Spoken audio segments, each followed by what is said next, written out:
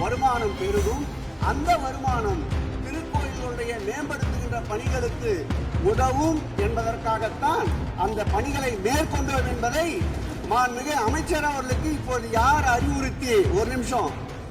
அறிவுறுத்தி இந்த அரசாணையை வெளியிட்டிருக்கின்றாரோ அவர்தான் அப்பொழுது ஆணையாளராக இருந்தபோது இதே அறிவுறுத்தின் பெயரில் அரசாணையை வெளியிட்டிருக்கிறார் என்பதை பேரவைத் தலைவர் வாயிலாக அமைச்சருக்கு தெரிவித்துக் கொள்கிறேன். மேலும் அவர் கூறுவதற்கு எனக்கு பாயிண்ட் ஆஃப் ஆர்டர் பதில் கூறுவதற்கு அனுமதிக்க வேண்டும். போதும், நீங்க பதில் சொல்லிட்டீங்க பாருங்க. மல்டி லெவல் கார் பார்க்கிங் தேவைன்னு அவர் இல்லைன்னு சொன்னாரு, ஏன் போட்டு நீங்க சொல்லிட்டீங்க. அதோட விவாதம் முடிஞ்சது. மாண்பு எதிர்க்கட்சி தலைவர் பேசுங்க. நீங்க திரும்ப எதுக்கு பாயிண்ட் ஆஃப் ஆர்டர்?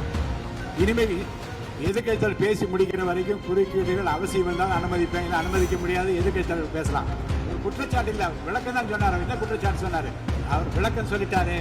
மாண்பு எதிர்க்கட்சி தலைவர் நீங்க பேசலாம். இனி மாண்பு எதிர்க்கட்சி தலைவர் பேசி முடிக்கிற வரைக்கும் எந்த குறுக்கீடுகளுக்கும் நான் அனுமதிக்க முடியாது.